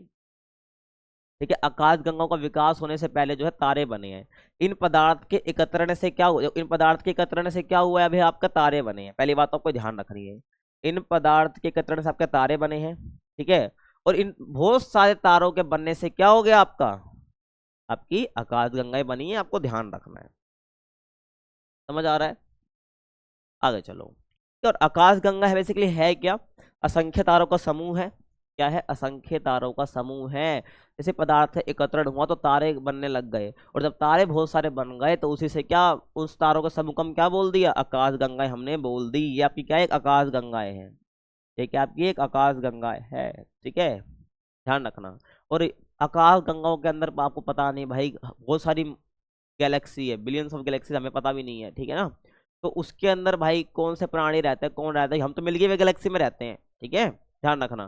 तो हम उसके अंदर रहते हैं, ऐसे बहुत सारी और गैलेक्सीज है, ध्यान रखना। तो गैलेक्सी क्या, असंख्य तारों का समूह है। और आकाश गंगा का विस्तार इतना बड़ा है, आकाश गंगा का विस्तार इतना बड़ा है कि इसकी जो दूरी है वो प्रकाश वर्ष में मापी जाती है, ठीक है। उसको हम किलोमीटर वगैरह में नहीं मापते भाई, इसको हम प्रकाश वर्ष में मापते हैं। किसमें मापते हैं, प्रकाश वर्ष में। अभी आपको आगे बताऊंगा भाई प्रकाश वर्ष क्या होता है, बस इतना ध्यान रखो। आकाश गंगा असंख्य तारों का समूह होती है, और आकाश गंगा का जो विस्तार है इतना बड़ा हो गया है कि भाई इतनी बीच में आकाश गंगों के बीच की दूरी इतनी हो चुकी है कि इसकी जो दूरी है वो प्रकाश वर्ष में मापी जाती है। मान लो कि एक आकाश गंगा आपकी ये है, ठीक है, एक आकाश गंगा आपकी ये है, ठीक है। के बीच की दूरी इतनी है, आपको समझाने के लिए बोल रहा हूँ, ठीक है। इनकी दूरी एक्चुअली में बहुत ज्यादा है, तो इनकी दूरी इतनी है तो इसको हम किससे मापते हैं, लाइट ईयर से। तो भाई लाइट ईयर से इसको हम क्या कर रहे हैं भाई, मेजर कर रहे हैं। समझ आ रहा है, ठीक है, 2 मिनट को, ठीक है भाई, आगे देखो। तो एक आकाश गंगा का व्यास कितना होता है, डायमीटर, ठीक है ना। तो एक आकाश गंगा को ध्यान रखना है, ये आपकी जो है 80,000 प्रकाश वर्ष से लेकर आपकी जो 1,50,000 प्रकाश वर्ष तक हो सकता है। ये ध्यान रखना, किलोमीटर वगैरह में नहीं देख रहे हैं हम, ध्यान रखना। तो एक आकाश गंगा का व्यास है वो लगभग आपको 80,000 प्रकाश वर्ष से लेकर 1,50,000 प्रकाश वर्ष तक हो सकता है। समझ रहे हो। अभी निर्माण की प्रक्रिया देखो, ठीक है, जो तारे वगैरह को मैंने बताया ना, इनके निर्माण हुआ कैसे है, उस हिसाब का क्या बना है, उस हिसाब का क्या बना है भाई, आकाश गंगाएं बनी है। देखो, तो शुरुआत हाइड्रोजन गैस के विशाल बादल से हुई है। शुरुआत में क्या हुई आपका भाई, हाइड्रोजन गैस के विशाल बादल से हुई, और इस बादल को निहारिका कहा गया, ठीक है। तो मैंने बताया था आपको, हाइड्रोजन हीलियम उन्होंने बताई थी, ध्यान रखना। किसने बताई थी, आपका जो कोल वाइजस्कर था, ओटो शिमिट था, तो उन्होंने बताया। लेकिन बाद में जब बताया गया कि भाई इस बादल को निहारिका कहा गया, जो कि शुरुआत में हाइड्रोजन गैस का एक विशाल बादल था, उस हिसाब के जो तारे बने हैं, और इसको क्या है, इस बादल को निहारिका कहा गया, ठीक है। आगे चलो, और निहारिका के अंदर क्या था, गैस के छोटे छोटे गुच्छ थे, ठीक है। इसी निहारिका के अंदर देखो, यहाँ पर बोल दिया कि भाई एक बादल है, क्या एक आपका बादल है जिसमें क्या है, हाइड्रोजन गैस है। क्या हाइड्रोजन गैस है, जिसको निहारिका कहा गया। इस निहारिका के अंदर छोटे छोटे गुच्छे हैं, ठीक है, गैस के, और ये गुच्छे बढ़ते बढ़ते घने ठोस पिंड बने, ठीक है। गैस के छोटे छोटे क्या बन गए भाई, गुच्छे बन गए, ठीक है। यहाँ पर गुच्छे बन गए और आपस में जुड़ते चले गए, आपस में क्या है भाई, जुड़ते चले गए, जिससे आपका क्या बना, तारे बने। और इन्हीं तारों के बनने से क्या हुआ, आपका आकाशगंगा आपकी बन जाती है। समझ आया मैं क्या कह रहा हूँ। और ये जो गैस के गुच्छे आपस में जुड़ते क्यों चले गए भाई, गुरुत्वाकर्षण बल की वजह से, पीछे ही बताया मैंने, ठीक है। और माना जाता है कि जो तारों का निर्माण है वो लगभग 5 से 6 अरब वर्ष पहले हुआ है। माना जाता है कि तारों का निर्माण जो है 5 से 6 अरब वर्ष पहले हुआ है। अब हम प्रकाश वर्ष की बात कर लेते हैं। देखो, तो अगर प्रकाश वर्ष की बात करता हूं तो ये समय नहीं बल्कि दूरी का माप है। आप सोचोगे यार प्रकाश वर्ष है तो ये समय नहीं बताता, ये दूरी का माप है, ठीक है, बीच की दूरी बताता है लाइट ईयर्स के मामले में। अभी मुझे पता वो कंफ्यूजन हो रही है, बट टेंशन ना लो। देखो, प्रकाश वर्ष होता क्या है, एक साल में प्रकाश जितनी दूरी तय करता है, एक ईयर के अंदर एक प्रकाश, एक साल के अंदर जो प्रकाश जितनी दूरी तय करता है वही एक प्रकाश वर्ष होता है। क्या बोला मैंने, एक साल के अंदर प्रकाश जितनी दूरी, लाइट जितनी ट्रैवल करेगा जितनी दूरी, वो एक प्रकाश वर्ष हो जाएगा, ठीक है। और प्रकाश की गति क्या होती है, देखो प्रकाश की गति कितनी है भाई आपके, 3 लाख किलोमीटर प्रति सेकंड, यानी कि 1 सेकंड के अंदर क्या, 3 लाख किलोमीटर प्रति सेकंड, यानी कि 1 सेकंड के अंदर वो 3 लाख किलोमीटर का ट्रैवल कर रहा है। लाइट देखो इतनी फास्ट है, ठीक है, 1 सेकंड के अंदर वो 3 लाख किलोमीटर लाइट जो है ट्रैवल कर जा रही है, ठीक है। अब तुम खुद सोचो कि आकाश गंगाओं के बीच की दूरी इतनी है कि उसको इसलिए प्रकाश वर्ष में मापा जा रहा है, क्योंकि प्रति सेकंड पर सेकंड में क्या हो रहा है, 3 लाख किलोमीटर की गति प्रकाश वर्ष ट्रैवल करता है। तो इसी प्रकाश को हम क्या कर रहे हैं, हम आकाश गंगों के बीच की दूरी मापने के लिए करते हैं। और एक प्रकाश वर्ष जो आपका है, 1 प्रकाश वर्ष का मतलब हो गया 9.46 इंटू 10⁻12 किलोमीटर। ठीक है, तो ये 1 प्रकाश वर्ष का मतलब ही हो गया, इतना डिस्टेंस मतलब हो गया 1 प्रकाश वर्ष के अंदर 9.46 इंटू 10⁻12। ठीक है, 10⁻12 का मतलब है भाई इसमें 12 जीरो लगा लेना और 10 के आगे। ठीक है, तो आपकी और उसको मल्टीप्लाई कर देना 9.46 से, तो आपका 1 प्रकाश वर्ष निकल के आ जाएगा भाई, इतनी दूरी तय करता है। ठीक है ना, प्रकाश वर्ष के 1 साल में जितनी प्रकाश जितनी दूरी तय करता है वो इतनी दूरी तय करता है 1 साल के अंदर, 9.46 इंटू 10⁻12 किलोमीटर। और पृथ्वी और सूर्य की औसत दूरी कितनी है? 14,98,00,000 किलोमीटर है, और ये लगभग 8.31 मिनट का प्रकाश समय है। समझ आया मैं क्या कह रहा हूँ? पृथ्वी और सूर्य की जो औसत दूरी है वो 14 करोड़ आपकी 98 लाख किलोमीटर है, और ये लगभग जो है आपके, अगर मैं प्रकाश वर्ष में बात करता हूँ तो ये 8.31 मिनट का प्रकाश है समय है बस ओनली, यानी कि लाइट को केवल इतना टाइम लगता है। अगर लाइट जो है सूरज से पृथ्वी के पास जा रही है इसको इतना टाइम लग रहा है भाई, 8.31 मिनट का प्रकाश का समय लगता है बस पहुंचने में, ये आपको ध्यान रखना है। अब हम बात करते हैं ग्रहों का निर्माण किस प्रकार से हुआ है, फॉर्मेशन ऑफ प्लैनेट्स। ठीक है भाई, ग्रहों का निर्माण किस प्रकार से हुआ है देखो, तो ग्रहों के निर्माण के 3 प्रमुख चरण है। कितने हैं भाई? 3 स्टेज है किसके, कि भाई प्लैनेट बने कैसे हैं। तो पहला चरण जो है वो गैस और धूल की डिस्क का निर्माण। क्या? गैस और धूल की डिस्क का निर्माण। अभी समझ आ जाएगा, ये हेडिंग है, आपको एग्जाम में भी ऐसे लिख के आना है। देखो, जो तारे हैं ना वो निहारिका के अंदर गैस के घने गुच्छों में बने हैं। पीछे ही बताया मैंने कि भाई एक निहारिका आप मान सकते हो। ठीक है, इधर ही देख लो आप। ठीक है, ये क्या हो गया? निहारिका हो गया पूरा। ठीक है, तो इसके अंदर क्या थे भाई? गैस के बने गुच्छे थे जिनके आपस के एकत्रण से क्या आपका तारा बना है। ठीक है, आपका तारा यहाँ पर आपका एक बना है। तो तारे बेसिकली क्या है? निहारिका के अंदर गैस के घने गुच्छों में बना है। तो मैं क्या कह सकता हूँ, तारों से क्या प्लेनेट बने? हाँ भाई, तारों से क्या बने? प्लेनेट बने हैं। तो तारे निहारिका के अंदर गैस के घने गुच्छे से बने हैं, ध्यान रखना। और इन्हीं गुच्छों में क्या है? इन्हीं गुच्छों में गुरुत्वाकर्षण बल से गैसीय बादल के केंद्र में कोर का निर्माण होता है। क्या बोला मैंने भाई? इन्हीं गुच्छों में गुरुत्वाकर्षण बल से गैसीय बादल के केंद्र में, ध्यान सुनो मेरी बात, ये बेसिकली क्या है? कोर है। यहाँ पर कोर आप समझ सकते हो सन, कोर समझ सकते हो यहाँ पर आप सन। और सन भी क्या? एक तारा है। मैं वही बता रहा हूँ भाई, तारे जो है निहारिका के अंदर जो गैस की झुंड है उससे बने हैं, गुच्छों से बने हैं। और इन्हीं गुच्छों में जो गुरुत्वाकर्षण बल के वजह से क्या हुआ? गैसीय बादल के केंद्र में क्या होता है? कोर का निर्माण होता है। इस केस में आप कोर समझ सकते हो सन को। ठीक है, सन भी एक तारा है, ध्यान रखना। तो इसके चारों ओर से क्या होता है? आपका एक कोर डेवलप होती है, जिसको हम सन कह सकते हैं। कोर डेवलप होती है सेंटर में, किस वजह से? गुरुत्वाकर्षण बल से। गुरुत्वाकर्षण बल क्या होता है भाई? दूसरे को अट्रैक्ट करता है, आकर्षित करता है अपनी तरफ।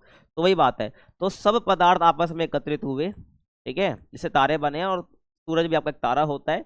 इससे कोर का डेवलप यहाँ पर, कोर का डेवलपमेंट यहाँ पर होता है। तो यही बोला है। तो इन गुच्छों में जिस तारे जो है आपके गैस के घने गुच्छों में बने हैं। ठीक है, पीछे मैंने आपको बताया। और इन्हीं गुच्छों के अंदर गुरुत्वाकर्षण बल से गैसीय बादल के केंद्र में, ठीक है, ग्रेविटेशनल फोर्स से क्या हुआ? कोर का निर्माण होता है, जो बता दिया मैंने आपको यहाँ पर।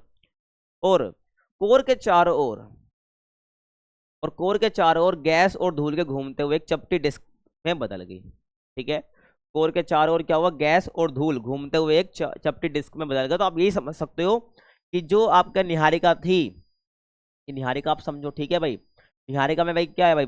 निहारिका के अंदर जो गैस के बादल थे, ठीक है, जो गैस के झुंड थे, उससे आपका तारे बने हैं। और ये आपस में जुड़ के बना, यहाँ पर एक कोर बन गई। क्या बन गई भाई? एक कोर बन गई यहाँ पर। और इसी के चारों ओर क्या हुआ? गैस और धूल कण की घूमती हुई तस्तरी का निर्माण यहाँ पर होता है। ठीक है, ध्यान रखना। और धीरे धीरे यहाँ पर इसी से क्या आपके प्लेनेट बन जाएंगे। आई होप आपको समझ आया होगा। आगे चलो, दूसरा चरण जो कहता है छोटे छोटे पिंडों का निर्माण होना, कि भाई छोटे छोटे पिंड बने। देखो, तो समय के साथ गैसीय बादल में जो पदार्थ है वो संघनित हुए। ठीक है, क्या हुए भाई? संघनित हुए, बताऊंगा सारा। ठीक है, और ये पदार्थ छोटे छोटे गोलों के रूप में विकसित हुए, और ये छोटे गोले आपस में चिपककर बड़े पिंड बने। देखो, मैंने आपको जो पीछे दिखाया, मैं आपको पीछे दिखाया भाई, कोर बना, कोर के चारों ओर एक घूमती हुई बादल की तस्तरी का निर्माण हुआ। और समय के साथ क्या हुआ? जो गैसीय बादल जो आपको बता रहा हूँ, वो चपटी तस्तरी जो बनी है, वो गैसीय बादल है। तो उसमें जो पदार्थ है वो संघनित हो गए। संघनित होने का मतलब है टेम्परेचर कम हो गया, टेम्परेचर गिर गया। और जब टेम्परेचर गिर गया तो छोटे छोटे पदार्थ में क्या हो गया भाई, वो गोलों के रूप में विकसित हो गया। इस प्रकार से आप देख सकते हो छोटे छोटे गोलों में क्या हो गया, ऐसे ये विकसित हो गए। ठीक है,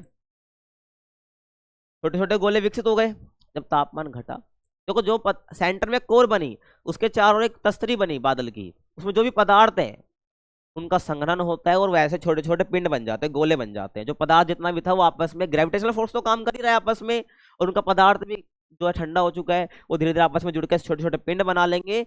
और ये छोटे गोले जो है आपस में जुड़ जाते हैं। ये छोटे गोले जो है आपस में ये जुड़कर क्या बनाते हैं, बड़े पिंड बनाते हैं, जिसको हम बोलते हैं एक्रीशन, यानी कि अभिवृद्धि की प्रक्रिया।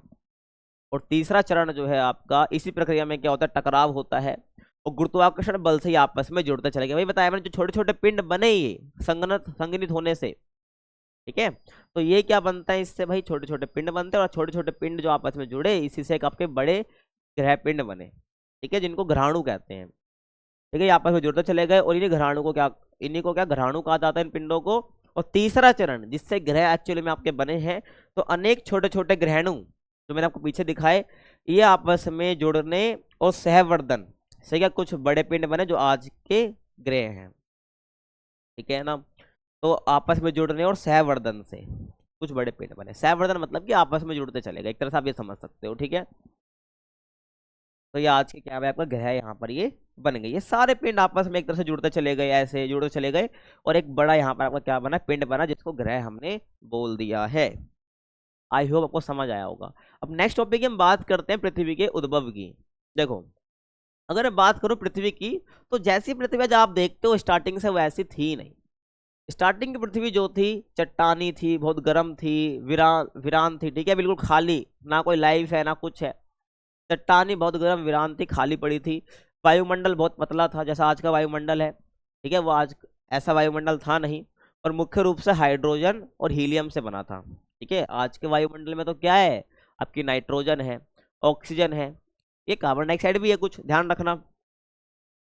तो मतलब बहुत सारी गैसेस का यहाँ पर कंपोजिशन हमें देखने को मिलता है, वो आप पढ़ोगे बाद में चैप्टर में। ठीक है, 8th चैप्टर में आप पढ़ोगे वायुमंडल के बारे में। तो स्टार्टिंग में जब हमारी पृथ्वी बनी थी, उसका वायुमंडल बहुत पतला था और मुख्य रूप से उसमें हाइड्रोजन और हीलियम गैस ही थी। और ऐसा वायुमंडल जीवन के लिए बिल्कुल भी लाभदायक नहीं है। ठीक है, क्योंकि यहाँ पर ऑक्सीजन क्या थी, बिल्कुल जीरो थी। और ये स्थिति आज के पृथ्वी के वायुमंडल से बहुत अलग है। ठीक है, अब परिवर्तन यहाँ पर होता है, क्या देखने को मिलता है हमें, कुछ परिवर्तन देखने को मिलता है। परिवर्तन क्या, तो ऐसी कई घटनाएं और प्रक्रियाएं हुई हैं जिनसे जो चट्टानी और जो वीरान पृथ्वी बदलकर एक सुंदर ग्रह बनती है, यानी कि कुछ ऐसा ग्रह ये बनती है, ऐसे से ये ऐसा बनने लग जाती है। समझ आया। और ये यहाँ पर बहुत सारा, आज पृथ्वी पर क्या बहुत सारा पानी उपलब्ध है, जीवन के लिए अनुकूल वातावरण भी है। ठीक है, आगे चले। अब देखिए, यहाँ पर जो पृथ्वी है ना, इसकी आंतरिक संरचना, तो पृथ्वी का पदार्थ अंदर से बाहर तक एक समान नहीं है। ठीक है, देखो मैं पहले क्या बोला, जो पृथ्वी है, ठीक है, वो आप आज जैसे आप देखते हो वैसी पहले नहीं थी। ठीक है, उसमें कुछ ना कुछ प्रक्रियाएं हुई हैं जो बताऊंगा आपको आगे। ठीक है, हल्के फुल्के आपको बता रखे, डिटेल दे रखी है। तो जब आप देखते हो जो पृथ्वी आज है, तो पृथ्वी के अंदर या बाहर की बात कर लो, तो इसमें जो पदार्थ है वो एक समान नहीं है। ठीक है, पदार्थ अंदर से बाहर तक एक समान नहीं है। क्यों, क्योंकि वायुमंडल में घनत्व सबसे कम है, और सतह से जैसे आप केंद्र में जाओगे, ठीक है, आप सरफेस से आप सेंटर में जाओगे तो घनत्व बढ़ता है। ठीक है, आज हम ऊपर रह रहे, सरफेस पर रह रहे हैं, तो जैसे जैसे आप नीचे जाओगे घनत्व बढ़ने लग जाएगा, यानी पदार्थों की सघनता आपस में बढ़ने लग जाएगी। ठीक है, परिणाम क्या हुआ, पृथ्वी की परतों का निर्माण हुआ, जो कि आपका अगला चैप्टर है ना, पृथ्वी की आंतरिक संरचना, यानी पृथ्वी के अंदर कुछ है क्या, है। ठीक है, बहुत सारी परतें हैं, पृथ्वी की परतों का निर्माण होता है। ये पृथ्वी बनी है, ठीक है, कैसे बनी है, क्योंकि यहाँ पर जो पदार्थ का घनत्व अलग अलग था। ठीक है, अब घनत्व अलग अलग है, तो यहाँ पर जो है अलग अलग आपको परतें देखने को मिल जाती है। आपको आगे और आपको डिटेल में बता रखा है कुछ बातें, वो आपको आगे बता दूंगा। ठीक है, तो पृथ्वी की परतों का निर्माण होता है, क्रस्ट, मेंटल, बाहरी कोर, आंतरिक कोर। इनके बारे में डिटेल में पढ़ोगे आप अगले चैप्टर में। इतना ध्यान रखना है, जैसे हमारी पृथ्वी का उद्भव कैसे, वो पहले कैसी थी, आज ऐसे कुछ प्रक्रियाएं हुई हैं जिससे जो हमारा सुंदर ग्रह बनता है। पृथ्वी के अंदर से बाहर तक घनत्व अलग अलग है, पदार्थ एक जैसा है ही नहीं। ठीक है, और इसी वजह से क्या हुआ, और पदार्थ बाहर और अंदर एक समान क्यों नहीं है, क्योंकि भाई वायुमंडल में घनत्व कम है और सतह से केंद्र तक घनत्व बढ़ता जाता है। इसी वजह से क्या हो रहा है कि पदार्थ असमान है, ठीक है। और इसी प्रकार से परिणाम क्या हुआ, जब घनत्व में अंतर आ गया तो बस परतों का निर्माण हो गया, ठीक है। अब वही बात, अब ये परतें देख लो आप, इस प्रकार से आपकी पृथ्वी है तो सबसे बाहर वाला हिस्सा आपका क्या है, जगह क्रस्ट हो गया, जहां पर हम रह भी रहे हैं ऊपर, है ना, पृथ्वी के। उसके बाद ये आपका मेंटल हो जाता है, ठीक है, मेंटल हो जाता है जिसको हम परवार भी बोलते हैं। उसके बाद आपकी आउटर कोर जिसको हम बाहरी कोर बोलते हैं, उसके बाद ये इनर कोर जिसको हम आंतरिक कोर भी बोलते हैं। और इनका निर्माण क्यों हुआ है, क्योंकि पृथ्वी पृथ्वी जो है यहाँ पर जो है ना आपका घनत्व में अंतर के कारण, घनत्व में अंतर के कारण ध्यान रखना है। ये घनत्व में अंतर आया कैसे भाई, जिस प्रकार से अपने ग्रह बने हैं सारे, मैंने आपको बता दिया जितने भी ग्रह वगैरह बने हैं वो ऐसे ही बन गए ना, सब में पदार्थ एक समान है ही नहीं, सब किसी पदार्थ का घनत्व ज्यादा किसी का कम है। तो ऐसे में घनत्व जिसका ज्यादा है जिसका कम है, नहीं घनत्व मतलब जो भारी होगा एक तरह से पदार्थ, जिसका घनत्व कम है वो हल्के एक तरह से होंगे। तो ऐसे में क्या बन गया, आपके परतों का निर्माण आपका होने लग गया। आगे चलें, उसके बाद हम बात करते हैं स्थल मंडल का विकास कैसे हो, यानी कि इवोल्यूशन ऑफ लिथोस्फीयर। ठीक है, स्थल मंडल का जितना भी स्थलीय भाग आपको दिख रहा है वो क्या आपका स्थल मंडल है भाई, ठीक है। क्रस्ट आप एक तरह से कह सकते हो। देखो तो ग्रहाणु और खगोलीय पिंडों की संरचना, क्या ग्रहाणु और खगोलीय पिंडों की संरचना, ग्रहाणु क्या जिससे आपके ग्रह बने हैं, पहली बात तो पीछे बताया मैंने आपको, ठीक है। ये खगोलीय पिंड क्या है आपकी एक तरह से उल्का आप समझ सकते हो, जिसको मिट्योर कहते हैं ना, तो खगोलीय पिंड आप समझ सकते हो इनको कहते हैं। तो ग्रहाणु और अन्य खगोलीय पिंड जो कि घने और हल्के पदार्थों के मिश्रण से बने हैं, ग्रहाणु यानी कि जिससे हमारा प्लेनेट बने हैं वो, और जो अन्य खगोलीय पिंड है जैसे कि आपका ये मिट्योर हो गया, ठीक है, आपके जिसको हम उल्काएं बोलते हैं, ये अलग अलग पदार्थ यानी कि घने पदार्थ और हल्के पदार्थ, यानी जिनका घनत्व ज्यादा जिनका कम है, उनके मिश्रण से बने ऐसी पृथ्वी बनी है। और इन्हीं उल्काओं के अध्ययन से हमें ये जानकारी मिली है।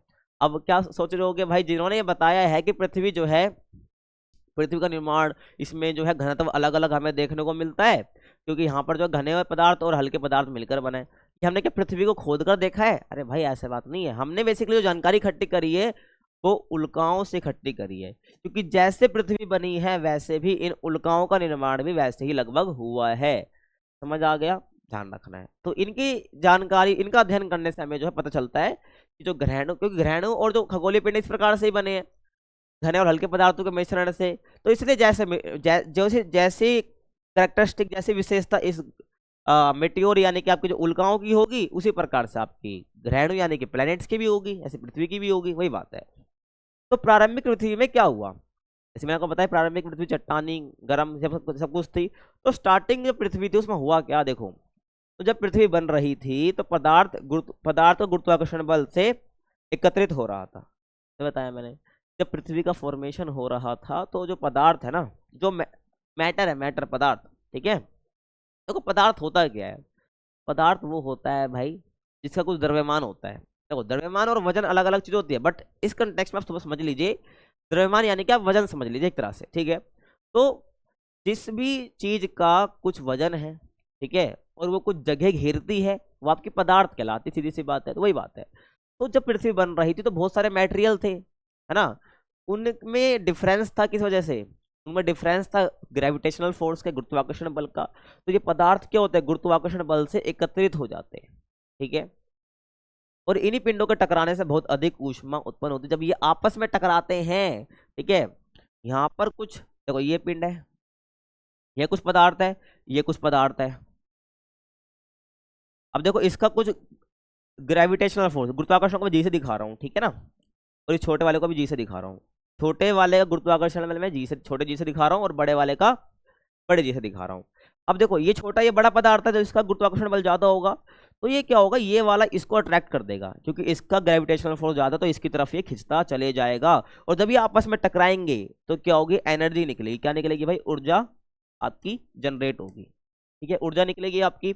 तो वही मैं कह रहा हूँ, तो पदार्थ गुरुत्वाकर्षण बल से एकत्रित हो रहा था, और इन्हीं पिंडों के टकराने से आपस में क्या होता है, आपकी ऊष्मा उत्पन्न होती है। और परिणाम क्या होता है, जब बहुत सारी पदार्थों, अब ये एक एग्जांपल दिया भाई, सोचो कितने सारे पदार्थ आपस में जब पृथ्वी बन रही थी वो टकरा रहे होंगे, और इसके परिणाम क्या हुआ, जब ऊर्जा निकली, इतनी ऊर्जा निकली कि जितने पदार्थ थे वो पिघलने लग गए, मेल्ट होने लग गए।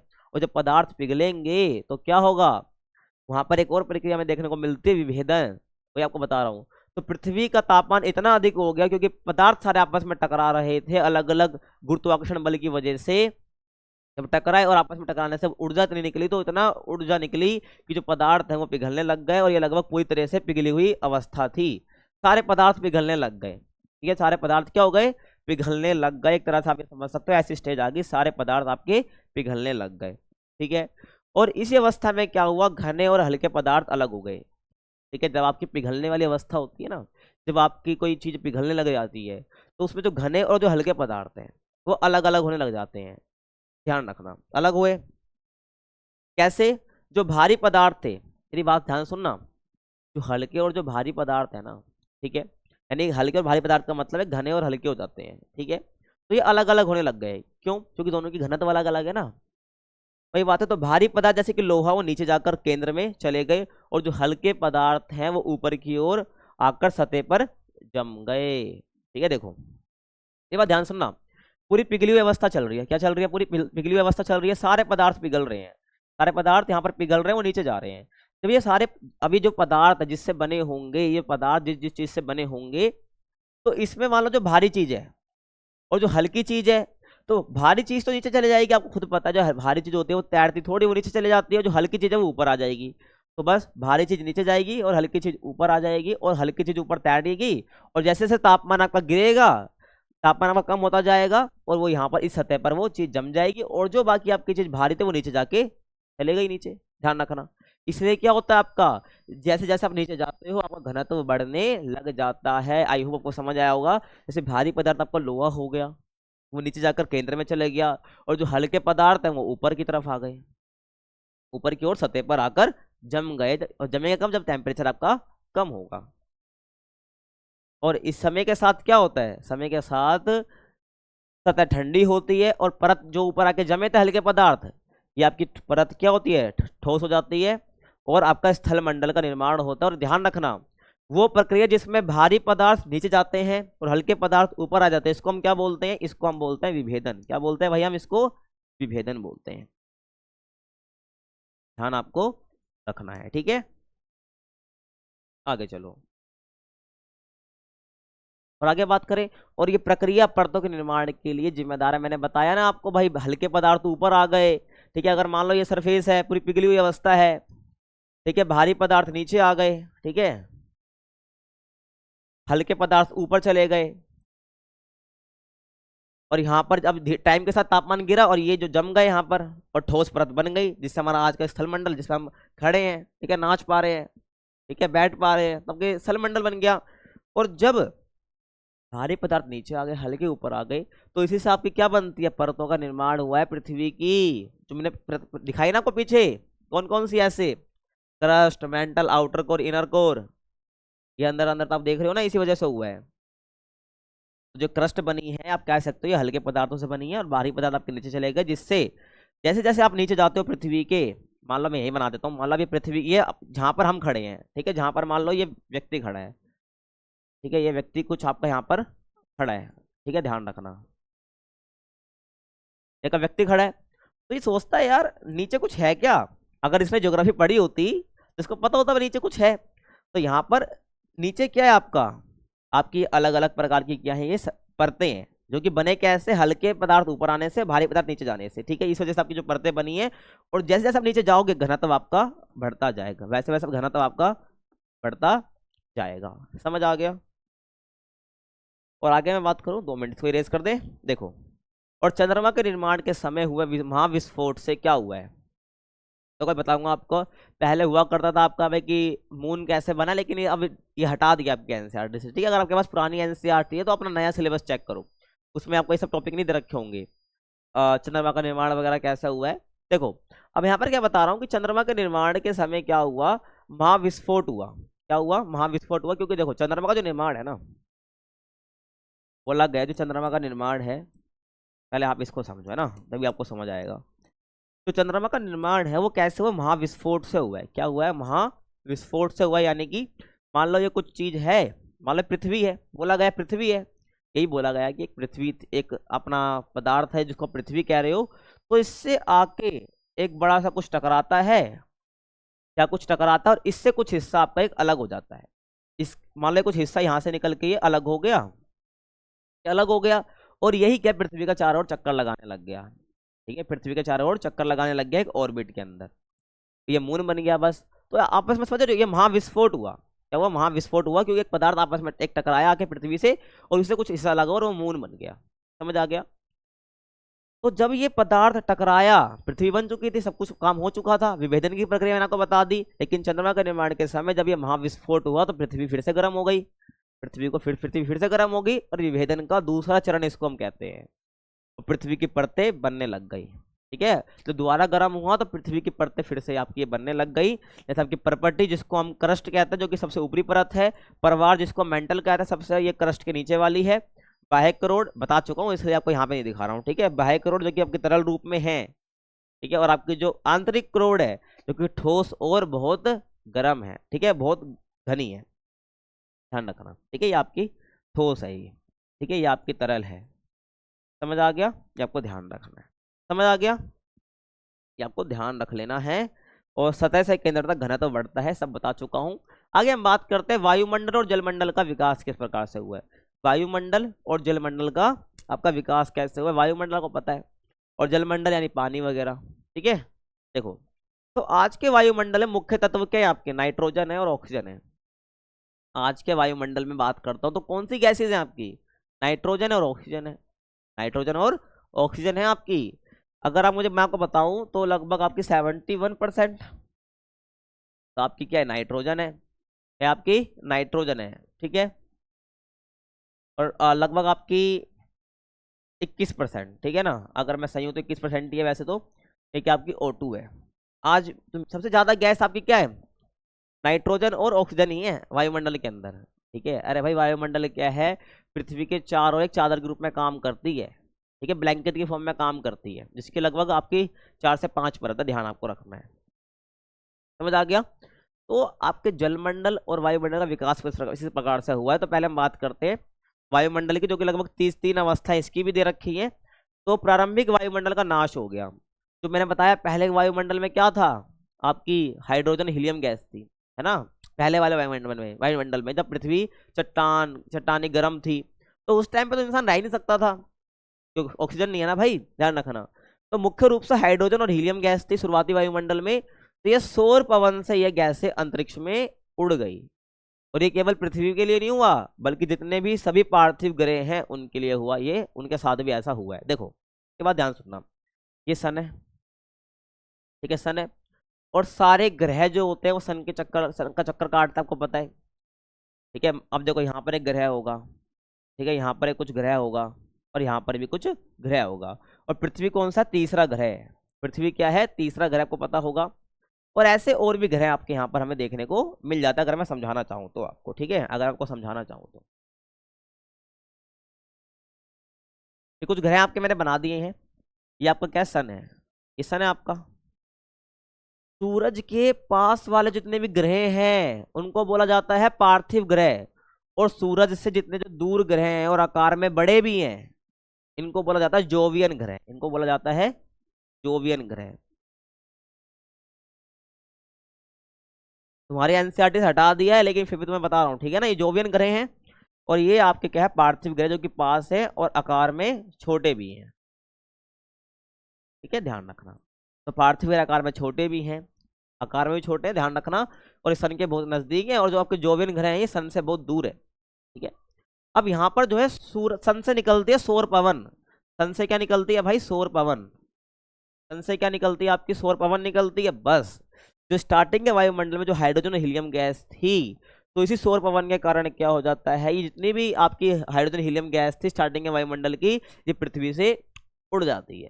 ठीक है, ध्यान रखना। तो इस सौर पवन की वजह से क्या होता है, जितने भी ये ग्रह हैं आपके, ये वाला जबकि पृथ्वी हो गई, ठीक है, मंगल बुध आपकी जो ये पृथ्वी हो गई, यहाँ से क्या हो गया, आपकी जितनी भी यहाँ पर गैसेस थी वो उड़ गई। ठीक है, तो यही इसलिए बोला गया यहाँ पर सिर्फ पृथ्वी के लिए नहीं हुआ है, जितने भी पार्थिव ग्रह हैं उनके साथ भी ऐसा ही हुआ है।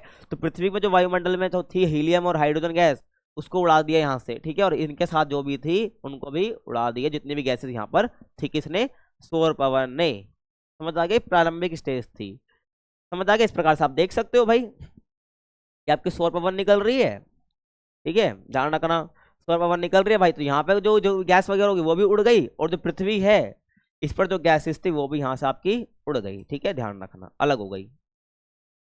अब सोच रहे हो यार ये तो उड़ गई, तो आज के टाइम पे जो ऑक्सीजन ये वगैरह कहाँ से, ये सब कहाँ से आई है, टेंशन अलग, वो आगे बता रहा हूँ आपको। ठीक है, देखो, तो दूसरी अवस्था आपकी गैसों का निर्गमन, दूसरी अवस्था जो आपकी गैसों का निर्गमन। ठीक है, अब आगे बताऊंगा। निर्गमन मतलब एक तरह से उत्सर्जन आप समझ सकते हो। ठीक है, गैसों का निकलना। तो पृथ्वी के ठंडा होने और विभेदन के दौरान अंदर से गैसें और जलवाष्प बाहर निकली। ये ध्यान रखना। क्या होता है भाई, जब पृथ्वी का पता है विभेदन हुआ, उसके बाद धीरे धीरे जो है ठंडा भी हुई पृथ्वी, आपको पता है ना, टेम्परेचर गिर गया। तो पृथ्वी के ठंडा होने से और विभेदन के दौरान क्या होता है भाई, अंदर से गैसें और जलवाष्प बाहर आती है। आप समझ लीजिए भाई, मैंने एक ये हिस्सा बना दिया, पृथ्वी का हिस्सा बना दिया, नीचे से क्या होगा, जलवाष्प और आपकी जो गैसें हैं वो बाहर आने लग गई। ठीक है, और इसी को हम क्या बोलते हैं, उत्सर्जन, गैस उत्सर्जन बोलते हैं। क्या बोलते हैं हम इसको, गैस उत्सर्जन हम बोलते हैं, यानी कि डिगैसिंग बोलते। तो समझ आ रहा है भाई। तो पृथ्वी के ठंडा होने से और विभेदन के दौरान क्या होता है, देखो विभेदन के दौरान हल्के भारी पदार्थ तो नीचे ऊपर जा ही रहे हैं यार, ठीक है, लेकिन जो जलवाष्प है, जो गैस है, वो भी तो नीचे आ रही है ऊपर से, और वहां पर क्या हो गया, ठंडी हो गई परत। तो जो ऊपर आए जलवाष्प और जो गैसें हैं, ये क्या हो गया आपका, इसी को हम क्या बोलते हैं, गैस उत्सर्जन बोलते हैं। और इन गैसों में जो ये नीचे से ऊपर आई, इसमें क्या था आपको, जलवाष्प, जलवाष्प एक तरह से गैस ही है, नाइट्रोजन थी, CO2 थी, मिथेन थी, अमोनिया, स्वतंत्र ऑक्सीजन भी थी, और ये, और लेकिन वो कम थी। ठीक है, ध्यान रखना, जो ऑक्सीजन निकली वो क्या थी, बहुत कम थी। और ज्वालामुखी विस्फोट से भी क्या होता है, वायुमंडल में जलवाष्प बढ़ता चले गया। ठीक है, क्योंकि आपको ध्यान रखना है, जो ज्वालामुखी फटता है तो ये क्या निकलता है, जमीन से, जो जमीन के अंदर की जो चीजें होती है वही तो बाहर निकलती है, आपको ध्यान रखना है। ठीक है, जमीन के अंदर से बाहर निकलते हैं। ज्वालामुखी के बारे में आप अगले चैप्टर में और डिटेल से जानोगे, ध्यान रखना है। तो आपके विभेदन के दौरान जो गैसें आपकी निकली बाहर, ठीक है, जलवाष्प बाहर निकले, उनमें सब गैसें थी, तो इसी को जब गैसें बाहर निकलती जमीन से, इसको हम गैस उत्सर्जन बोलते हैं। और ज्वालामुखी जब फटता है तो उस टाइम से भी क्या, यहाँ पर बहुत सारे जलवाष्प वगैरह निकले, इसी से क्या होता है, वायुमंडल में जलवाष्प बढ़ता चला गया, और धीरे धीरे जो जलवाष्प है इसका संघनन हो गया, और फिर बारिश होने लगी। ठीक है, ध्यान रखना है। देखो क्या होता है, अब जो ये जलवाष्प है आपका यहाँ से बाहर निकला, जलवाष्प, अब देखो यहाँ से मान लो जलवाष्प बाहर निकला आपका, तो जलवाष्प धीरे धीरे निकला, और ये धीरे धीरे के आसमान में जाके इकट्ठा हुआ। ठीक है, मान लो मैं यहाँ पे दिखा रहा हूँ, ठीक है ना, तो जलवाष्प धीरे धीरे आपस में ऊपर इकट्ठा होता चले गया। ठीक है, इकट्ठा होता चले गया, मैंने भाप के रूप में ये ऊपर उड़ता चले गया, और धीरे धीरे ने क्या बना लिया, बादल बना लिए। क्या बना लिया भाई, बादल बना लिए। और जब बादल बनेगा, और बादल बनने के बाद किसी भी भारी चीज से ये टकराएगा बादल, और धीरे धीरे आपकी बारिश यहाँ पर होने लग जाएगी। और जब बारिश होएगी तो क्या होगा भाई, जहाँ जहाँ गड्ढे दिखेंगे वहां वहां पानी स्टोर होता चला जाएगा, और इससे आपका जलमंडल भी बन जाएगा। लेकिन जलमंडल आपको और अच्छे से समझा रहा हूँ अलग से। ठीक है, देखो, बाकी तीसरी अवस्था आप पहले देख लो, तो वायुमंडल का संशोधन हो जाता है, यानी कि वायुमंडल का संशोधन का मतलब है वायुमंडल में परिवर्तन होना। तो बाद में जीवन के विकास और प्रकाश संश्लेषण से ऑक्सीजन की मात्रा बढ़ती है। आपको पता होगा प्रकाश संश्लेषण जो है कौन करता है, पौधे करते हैं, पौधे करते हैं। तो ये CO2 को लेते हैं एज अपना फूड बनाने के लिए, और ये ऑक्सीजन को एज अ वेस्ट, ठीक है, छोड़ते हैं। तो बस इस प्रकार से क्या होती है, ऑक्सीजन की मात्रा बढ़ जाती है। और जब ऑक्सीजन की मात्रा बढ़ेगी तो बस सारे जीव की उत्पत्ति होने लग जाएगी जो ऑक्सीजन पे जीवित होते हैं। तो लगभग 250 से 300 करोड़ वर्ष पहले प्रक्रिया शुरू हुई थी, और पहला जीवन जो आपको महासागरों में तक सीमित देखने को मिलता है। ठीक है, जो आपको जीवन देखने को मिलता है महासागरों में देखने को मिलता है, और समय के साथ आपके महासागर जो है ऑक्सीजन से संतृप्त हो गए। ठीक है, तो महासागर के अंदर क्या हो गया, आपको ऑक्सीजन देखने को मिल गया। जब आपको ऑक्सीजन देखने को मिल जा रहा है तो क्या हो रहा है भाई, तो यहाँ पर लाइफ पनपने लग जाएगी। और 200 करोड़ वर्ष पहले वायुमंडल ऑक्सीजन से पूरा भर गया। और यहाँ पर अब हम बात करेंगे जलमंडल के विकास की। ठीक है, तो यहाँ पर हमने वायुमंडल की तो बात कर ली, किस प्रकार से आपका बना है। तो जलमंडल यानी कि आप जो ओशन वगैरह देखते हो, समुद्र आप देखते हो, जलमंडल है आपका। तो वायुमंडल में जलवाष्प की मात्रा बहुत अधिक हो गई थी। अरे भाई देखो, हम रह रहे हैं, तो हम कौन सी लेयर में रहते हैं, हमारी जो हम मतलब कि वायुमंडल काफी लेयर में बटा हुआ है। तो हम जो रहते हैं वो शोभ मंडल में रहते हैं। किस में रहते हैं भाई, वो शोभ मंडल में हम रहते हैं। आपको पता होना चाहिए ये, ठीक है, नहीं पता तो कोई बात नहीं, 8 चैप्टर में पढ़ लेंगे।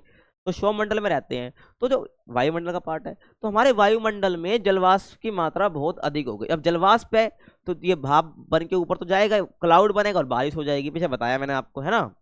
और ठंडा होने पर जलवाष्प संघनित होगा। संघनित मतलब होता है जलवाष्प आपस में जुड़ते चले गए, जिससे आपको क्लाउड फॉर्मेशन होती है। और परिणाम क्या हुआ, पृथ्वी की सतह पर जल भराव हो गया, जहाँ तक गड्ढे वगैरह होंगे वहां जाके पानी डिपॉजिट हो गया भाई। और धीरे धीरे जलवायु और वर्षा ने महासागर बना दिए। ठीक है भाई। और समय के साथ क्या हुआ, पृथ्वी बनने के लगभग 50 करोड़ वर्षों के बाद ही महासागर बने हैं। जैसे आपकी पृथ्वी बन गई उसके लगभग 50 करोड़ के अंदर, 50 करोड़ साल के अंदर अंदर आपका जो है महासागर बन गए। इसलिए महासागर लगभग जो है 400 करोड़ वर्ष पहले आपके बने हैं। ठीक है, अगर आपको विजिबल नहीं हो रहा है तो कोई बात नहीं। तो 400 करोड़ वर्ष पुराने हैं आपके महासागर। आगे मैं बात करूं जीवन की उत्पत्ति। क्या जीवन की उत्पत्ति, यानी कि भाई लाइफ, जीवन की उत्पत्ति किस प्रकार से हुई है। देखो पृथ्वी पर, तो पृथ्वी की जो उत्पत्ति का अंतिम चरण है ना, वो जीवन का उद्भव और विकास है।